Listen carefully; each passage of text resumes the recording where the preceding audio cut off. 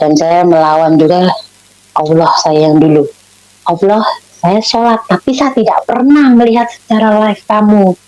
Buat apa saya sholat kalau saya tidak pernah melihatmu? Kamu tidak bisa menyelamatkanku. Dua agama ini saya tantang. Assalamualaikum warahmatullahi wabarakatuh. Alhamdulillahilladzi hadana lihada wa ma kunna linahtadiya laula an hadanallah. Asyhadu alla ilaha illallah wahdahu la syarikalah wa asyhadu anna Muhammadan abduhu wa rasuluh la nabiyya ba'da. Puji syukur kepada Allah Subhanahu wa taala yang telah menjumpakan kita kembali di channel kesayangan kita, channel yang insya Allah akan terus bersama-sama dengan Anda menyerukan kebenaran Islam sebagai agama yang tinggi dan mulia, al-Islamu ya'lu wa la yu'la alaih, dan membongkar tipu daya busuk kaum kafir dan membentengi umat dari upaya pemurtadan yang dilakukan oleh Bani Kunarion. Dalam kesempatan ini saudaraku sekalian, saya ingin menanggapi video yang saya ambil dari pengepul Murtadin Botol Yusuf Manubulu, di mana dalam videonya ini si pengepul Murtadin Botol ini menampilkan seorang perempuan yang bersaksi bahwa dia dulunya adalah seorang muslim. Tapi setelah saya dengarkan secara keseluruhan kesaksiannya ini sungguh sangat menggelikan.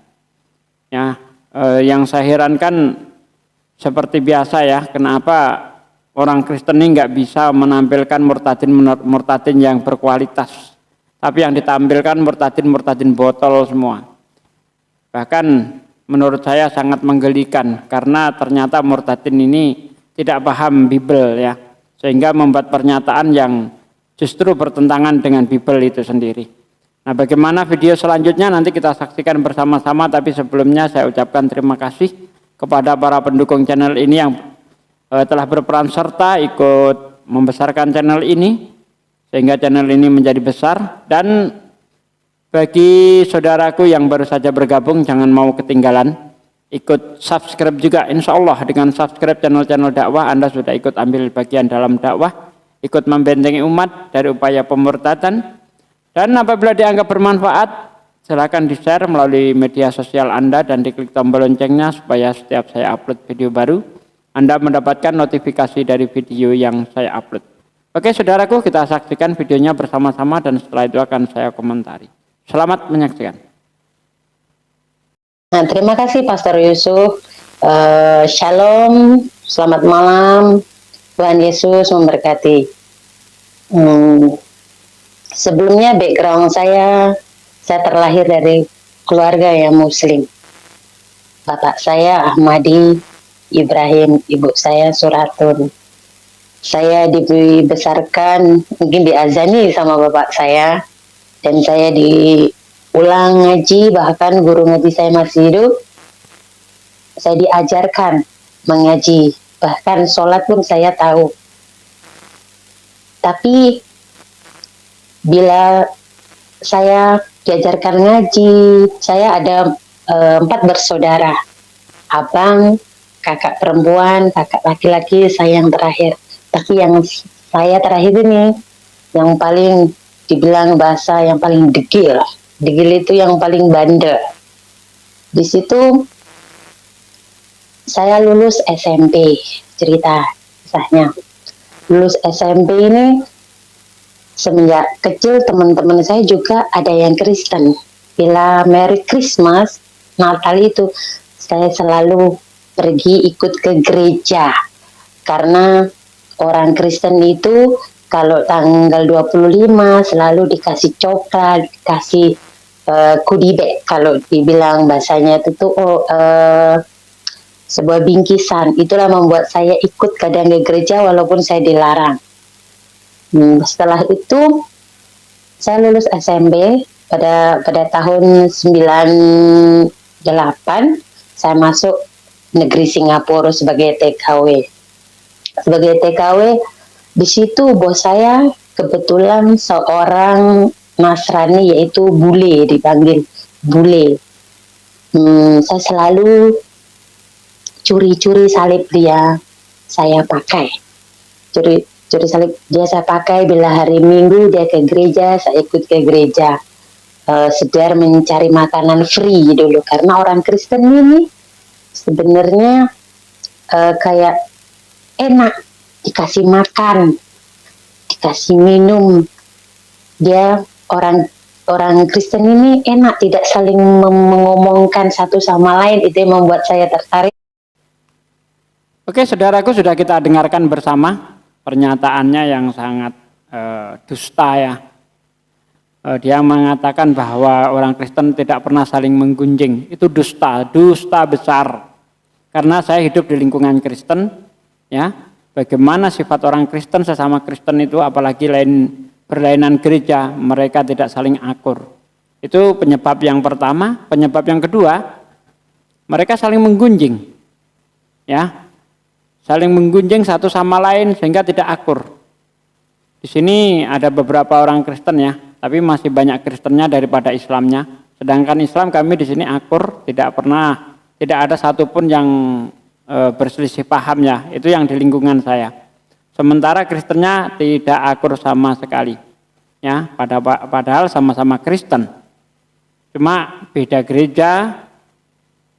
Terus selain itu yaitu saling menggunjing. Kalau dia mengatakan bahwa Kristen tidak saling menggunjing, itu ngibul, ya, bohong besar. Itu hanya untuk membaik-baikkan agamanya saja. Itulah sifatnya ular bludak ya, seperti itu. Setelah dari 98, tahun 2005 saya pulang ke Indonesia. Sampai lupa saya dengan kampung halaman saya di situ sebenarnya udah dijamah sama Tuhan Yesus, tapi saya tidak menyadari. Pulang, kebetulan bapak saya itu seorang tokoh masyarakat yang pembangun, panitia masjid yang membangun masjid tidak jauh dari masjid rumah saya ini. Karena sebenarnya saya takut dengan bapak saya. Saya sering pakai salib, saya sembunyikan. Pulang pun saya bawa salib sebenarnya, tapi saya sembunyikan. Bila saya pulang ke Singapura, saya pakai kembali. Setelah itu, oke, dia mengaku bahwa waktu masih Muslim, dia memakai salib, memakai kalung salib. Ini sudah menunjukkan bahwa sebenarnya orang yang murtad itu ya orang bodoh-bodoh semua, ya, orang yang tolol, nggak ngerti aturan Islam. Makanya peraturan-peraturan Islam itu dilanggar sama dia. Seorang Muslim sangat dilarang keras untuk memakai atribut-atribut agama lain, itu sangat dilarang. Bagaimana yang disabdakan Nabi Muhammad SAW, barang siapa yang mengikuti cara suatu kaum, maka dia akan dibangkitkan seperti kaum yang diikutinya itu. Maka waspadalah saudaraku, ketika Anda itu bergaul, pilih pergaulan Anda yang betul. Jangan bergaul dengan orang-orang yang sesat, maka pun Anda akan menjadi sesat juga. Ya. Kalau Anda bergaul dengan penjual minyak wangi, Anda akan ikut wangi. Jika Anda bergaul dengan penjual ikan asin, Anda akan ikut bau ikan asin. Seperti itu. Jadi hidup manusia itu ditentukan oleh pergaulannya. Dengan siapa dia bergaul, maka itulah yang akan menentukan sikapnya. Itulah yang akan menentukan cara pikirnya. Ya. Oke, kita lanjut lagi. Teman-teman saya tuh orang NTT, bilang orang Kupang itu kan banyak yang Kristen. Selalu ngajak saya ke gereja, pindah ke lain gereja. Saya ikuti itu. Mungkin Tuhan itu menjamah saya secara pelan-pelan. Setelah itu, saya kenal lah. Jadi orang nggak benar. Saya banyak dosa. Saya akui. Saya penjual obat aborsi, saya merekod menjadi agen TKW waktu di Singapura. Itu saya alami dengan sukses drastis. Saya alami dari sebelum ada online sekarang saya sudah mendirikan online sendiri, dan puji Tuhan waktu itu saya mengklaim sebuah kesuksesan saya bisa beli mobil di Batam, beli rumah di situ. Saya makin dibilang melambung kesuksesan saya. Setelah itu saya, maaf kata, saya memakai barang terlarang di situ yang dibilang narkoba. Bahkan saya menjualnya. Di situ terobosan itu sangat kuat. Pokoknya saya melakukan banyak dosa, mungkin yang tak bisa diampuni oleh Tuhan. Bahkan semua yang hamil-hamil itu membeli obat aborsi itu dari saya. Bahkan sampai 3 kali orang itu mengaborsi. Jadi sebenarnya itu yang dosa bukan dia, tapi saya. Tapi saya tidak hiraukan gimana.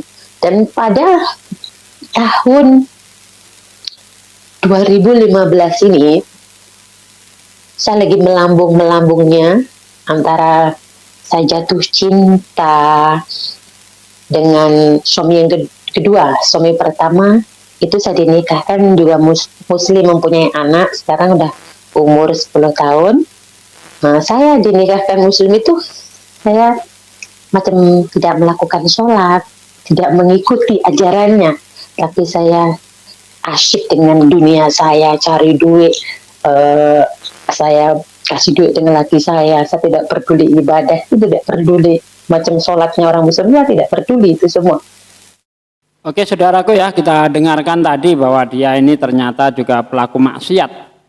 Ini semakin menambah bahwa dia memang betul-betul tidak paham dengan ajaran Islam, dia betul-betul bodoh.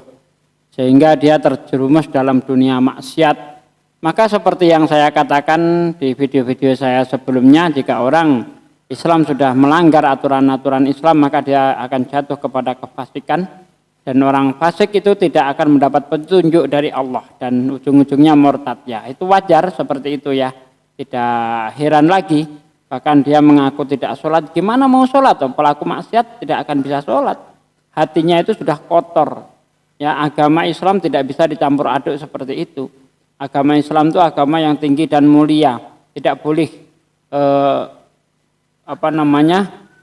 dicampur dengan kemaksiatan. Ya, boleh-boleh saja Anda sholat, tapi Anda tidak akan mendapatkan ketenangan. Itulah yang terjadi jika Anda melakukan maksiat. Dan banyak sekali murtadin yang mengaku Islam, dulunya Islam taat, lalu menjadi pelaku maksiat dan akhirnya murtad. Hal itu tidak mengherankan ya, karena memang petunjuk Allah tidak ada lagi kepada orang-orang fasik. Dan akhirnya ketika petunjuk Allah itu tidak ada lagi, yang datang maka petunjuk setan. Wajar dia murtad karena yang dia hanya mendapatkan petunjuk dari setan itu tadi, begitu. Kita lanjut lagi. Saya mengabaikan, tapi saya asik dengan orang Kristen tuh enak, gitu loh. Mau ke gereja bajunya cantik-cantik, pakai seksi pun boleh. Sebenarnya maaf kata, pada yang kita masih kotor dan halangan atau datang bulan, kita pun berdoa karena Tuhan Yesus berfirman, banyak mengatakan anak-anak, Tuhan tidak melihat bersih kotornya tubuhmu, Tuhan itu melihat hatimu. Tuh. Kok kenapa orang macam datang bulan ini tidak boleh ibadah bagi keyakinan saya yang dulu, kok yang gini enak, asik gitu. Ternyata selain bodoh di Islam, dia juga bodoh di Kristen ya. Sehingga dia tidak ngerti Alkitab. Dia mengatakan bahwa di dalam Kristen itu orang haid boleh ibadah, di dalam Islam dilarang. Ya, yang Anda ikuti ajaran Paulus, bukan ajaran Yesus. Kalau Anda mengikuti ajaran Yesus, Anda tidak akan berkata seperti itu. Karena jelas di dalam kitab Imamat 15 ya, itu dibaca ayatnya sangat jelas bagaimana peraturan orang haid.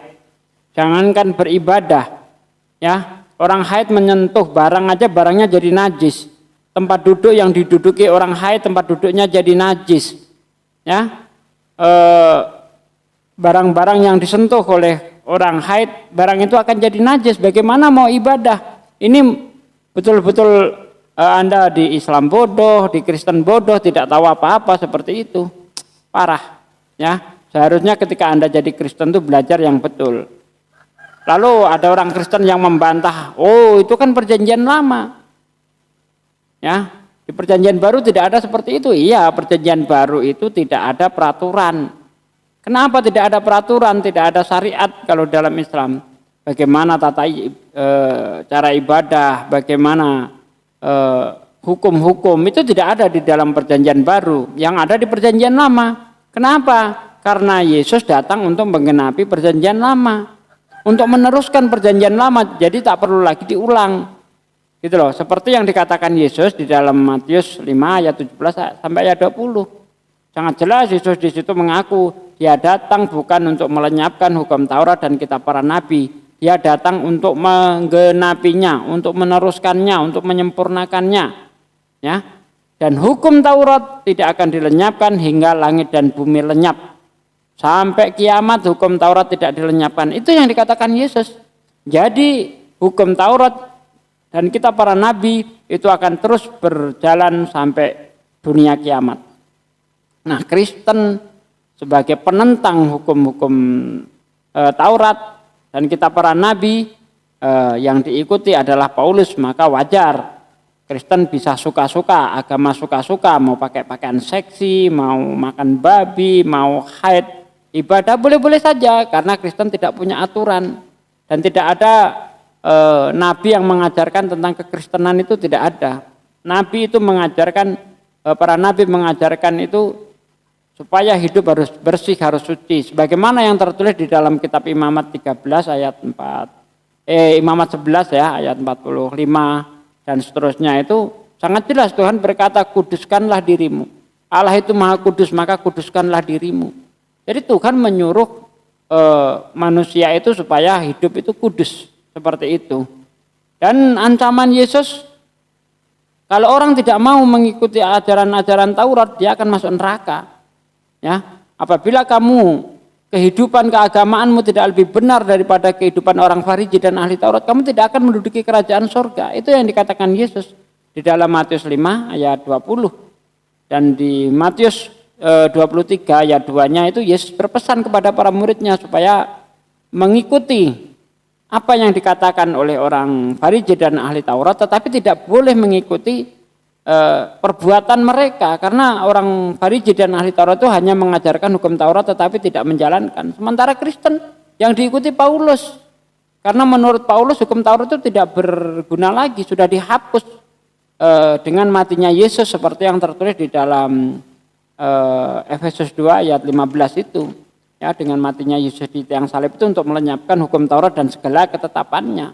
Jadi yang Anda ikuti itu bukan ajaran Paulus, bukan ajaran Yesus dan bukan ajaran para nabi, tapi ajaran Paulus. Ya, ajaran Paulus dan ajaran Yesus sangat bertentangan. Yesus masih menegakkan hukum Taurat, sementara Paulus menentang hukum Taurat. Lanjut. Dulu saya tidak diperbolehkan makan bab 1. Saya ikut-ikut kawan, oh ternyata enak. Ternyata jadi orang Kristen ini enak ya, apa-apa boleh. Saya bilang gitu dalam hati. Lepas tahun 2015 saya diuji yang begitu dahsyatnya. Bapak saya meninggal, dapat musibah bahwa dia ketimpa bangunan di bagian kepala, meninggal seketika. Pada waktu itu saya ada di Singapura, saya cuti 10 hari dalam vinir bapak saya yang menuju 4 hari. Saya pulang setelah bapak saya meninggal, saya ke kuburan. Saya tidak bisa baca surat Yasin, itu tidak bisa. Saya justru berpura-pura mengikuti bacaan itu. Kalau orang baca belakangnya saya ikuti, nggak tahu artinya, saya cuma nana ikutin aja, nggak masuk dalam hati saya. Setelah itu sebenarnya saya membawa salib pulang itu di waktu bapak saya meninggal, saya sembunyikan itu sampai sekarang pun ada salib itu, aku sembunyikan di dalam dompet, tidak seorang pun tahu. Lepas itu 10 hari saya pergilah ke Singapura. Saya galau, saya macam terombang-ambing, bahwa keluarga saya tuh menanyakan kabar saya tuh hanya gimana kirimanmu, kapan kamu kirim, bukan menanyakan kamu sehat enggak. Itu membuat saya feeling lonely. Saya tidak punya bapak, dan saya pernah kehilangan anak angkat saya di tahun 2014 juga, yang saya ambil dari mantan TKW yang ambil dari Taiwan. Itu tahun 2014, dan tahun 2015 saya dapat musibah. Saya bilang, kenapa orang-orang yang saya sayang selalu kau ambil, Allah? Saya bilang gitu. Kenapa? Saya bilang, apa salah saya? Saya bilang gitu.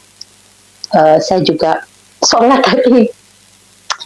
tapi saya nggak fokus, nggak kusuk ibarat. Ya bagaimana kamu mau sholat bisa kusuk? Ya jelas tidak mungkin lah. Anda pemakan babi. Ya, Anda pelaku maksiat, pemakai narkoba, ya, minum minuman keras, makan babi. Gimana mau kusuk? Orang bisa sholat kusuk itu jika tidak ada barang haram yang masuk ke dalam dirinya.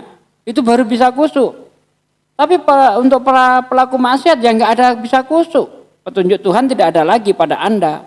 Yang datang petunjuk setan seperti yang Anda kisahkan berikut ini. Yuk kita lanjut. Lepas itu, minggu pertama ada seorang anak Kupang namanya Inamina. Ya, Kris, tapi saya dari dulu memang melambangkan nama saya itu Kristina. Saya mengaku pada semua orang bahwa sebenarnya saya masih Muslim, mengaku semua orang bahwa saya ini Kristen, bukan Muslim. Itu saya. Saya mau orang tahu saya itu Kristen, bukan Muslim. Itu saya sudah bertahun-tahun sebenarnya memakai nama Kristus. Lepas itu di gereja pertama, teman saya menulis sebuah surat bahwa dia bapaknya habis meninggal. Saya didoakan dengan lagu yang saya ingat, dia itu ku sembah, dalam ku sembah. Itu berlinanglah air mata saya dan sejuk hati saya. Aduh, saya bilang kok saya nangis ya? Saya bilang gitu sama inamnya. Sepertinya kayak datang seorang bapak itu mendekap saya. Lepas itu saya pulang. Pulangnya di malam yang kedua, tak salah malam itu adalah malam, kebetulan di malam Selasa juga, saya berdebat pada Allah saya. Saya bilang, Allah, aku sholat, aku ikut puasa, aku ikut sedekah, bilang gitu. Kenapa kau ambil semuanya milikku, bilang gitu. Dan saya menentang dua agama. Jika Tuhan Yesus yang disalib, bilang gitu, yang disalib aja tidak bisa menolong dirinya sendiri, katanya. Saya dulu juga menginanya, yang disalib aja tidak bisa menyelamatkan dirinya sendiri, masa dia bisa bangkit, bisa menyelamatkan umatnya. Nah, saya dulu di situ, dan saya melawan juga Allah saya yang dulu. Allah, saya sholat, tapi saya tidak pernah melihat secara live kamu. Nah, buat apa saya sholat kalau saya tidak pernah melihatmu? Nah, kamu tidak bisa menyelamatkanku. Nah, dua agama ini saya tantang. Jika aku melihat Allah hidup di dalam nyata depan mata saya, bukan mimpi, saya akan teruskan menjadi Muslim yang baik. Saya akan sholat dan tidak akan tinggalkan. Dia di sini tadi mau menjadi Muslim yang taat kalau Allah itu bisa menunjukkan dirinya. Betul-betul otaknya soak. Emang kamu siapa? Ya, meminta Allah untuk menunjukkan dirinya kepadamu itu loh. Kamu itu siapa? Mikir. Pelaku maksiat, pemakan babi, ingin melihat Allah. Sementara ya, kekasih Allah, para nabi, utusan Allah itu saja tak pernah melihat Allah. Bagaimana kamu mau melihat Allah? Allah itu maha mulia, maha tinggi, maha suci. Ya, tidak mungkin dia itu menghinakan dirinya, menyerupai makhluknya. Kalau Tuhan sudah berubah jadi makhluk, ya bukan Tuhan lagi namanya. Allah itu bisa saja berubah jadi makhluk, tapi untuk apa? Apa gunanya? Nggak ada gunanya. Allah itu maha kuasa. Ya, apa yang dikehendaki kun fayakun terjadilah maka terjadi. Untuk apa jadi makhluk? Untuk apa jadi manusia? Ketika Tuhan itu berubah jadi makhluk, maka dia akan menentang dari hukum dari sifatnya itu sendiri. Sifat Allah yang Allah tidak mungkin menentang sifatnya. Apa sifat Allah yang akan ditentang kalau Allah itu menjadi makhluk? Yaitu Allah itu kekal. Jika sudah mengalami perubahan berarti dia tidak kekal. Allah itu tidak seperti makhluknya. Ya, itu sifat Allah. Jadi tidak mungkin Allah itu menyerupakan dirinya dengan makhluk. Baik berdasarkan Al-Quran maupun berdasarkan Bible. Sangat jelas Tuhan tidak seperti makhluknya. Kalau kita lihat di dalam kitab Yesaya 43 ayat 10-11 itu sangat jelas. Tidak ada Allah terbentuk sebelum aku dan tidak ada Allah terbentuk sesudah aku. Ya, jadi tidak mungkin Tuhan itu menyerupai makhluk. Itu tidak mungkin. Begitu loh. Di dalam Al-Quran juga sangat jelas bahwa Allah itu tidak seperti makhluknya. Laisa kamislihi syai'un. Allah itu tidak seperti makhluknya. Kalau kita lihat di dalam sifat Allah yang 20 itu mukhalafatul lil hawadis. Allah juga tidak seperti makhluknya. Jadi berdasarkan Al-Quran maupun berdasarkan Bible, Tuhan tidak seperti makhluknya. Kalau Anda ingin melihat Tuhan seperti makhluknya, berarti Anda bukan orang yang beriman, tapi Anda adalah orang-orang pagan. Karena hanya orang pagan lah yang ingin melihat Tuhannya itu wujud. Ya, dia ingin mempunyai Tuhan yang wujud. Itu pagan, bukan ajaran para nabi. Kalau ajaran para nabi tidak pernah mengajarkan bahwa Tuhan itu berbentuk seperti makhluknya. Oke, kita lanjut. Tapi tunjukkan jika kau Tuhan Yesus yang dibilang bisa hidup, bisa menyelamatkan orang, yang kamu bisa turun dari salib kamu, bisa menyelamatkan umatmu secara nyata ada di depan saya, tunjukkan. Pada malam itu rumah bos saya unduh seperti SGB. Setelah saya mengucap itu semua, jendela itu saya buka separuh, dia kan kayak tutup berdua gini, saya buka separuh. Saya duduk sambil bersih lutut saya itu saya gini kan, saya gini diem noleh sana noleh sampai bimbang. Tiba-tiba di jam 2:30 malam itu angin tuh kayak datang, kayak sebuah dinginnya dingin seger banget, kayak di alam, macam alam-alam yang banyak pepohonan datang wus gitu kan. Saya bilang kenapa? Kayak mau hujan tapi tidak hujan. Tiba-tiba saya menoleh sambil gini tuh, saya menoleh ke arah itu sebuah jendela. Saya menoleh di arah sebuah jendela itu, saya melihat, demi Tuhan Yesus, saya melihat bahwa roh Tuhan Yesus itu dia seperti manusia yang mengambang. Dia kayak, kalau kita manusia kan pakai baju yang transparan itu kayak kelihatan daleman kita, tapi dia kayak sebuah angin, tapi itu ada gitu loh. Dan kayak dia mengulurkan tangan tuh seperti ini sambil membawa sebuah selendang yang begitu putih bersih, dan malam itu dia memang memakai jubah yang sangat bersih.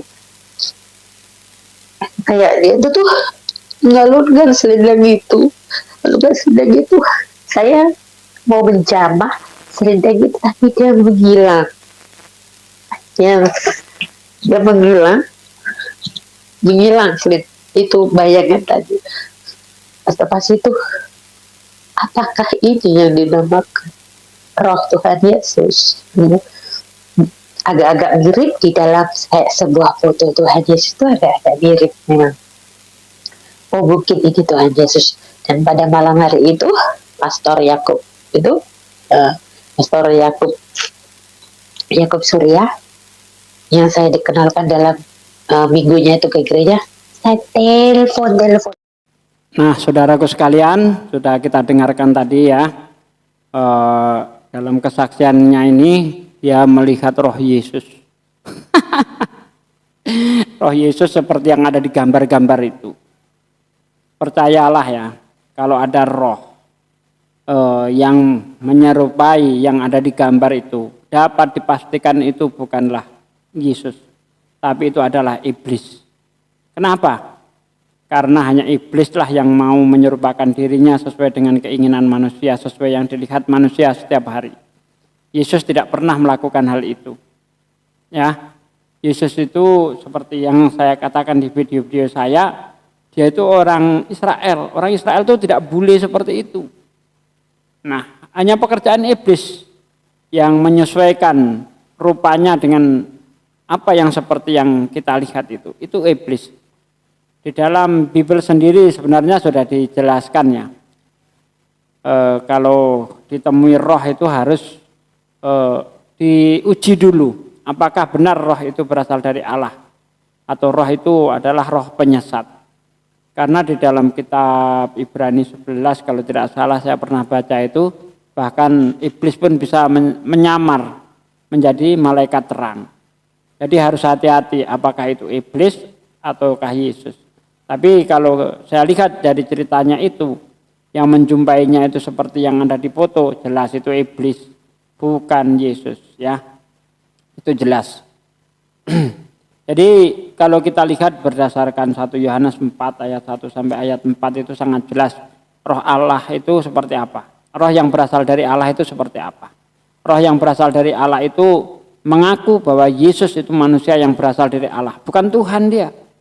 Sementara kalau roh penyesat itu menyangkal bahwa Yesus itu manusia yang berasal dari Allah.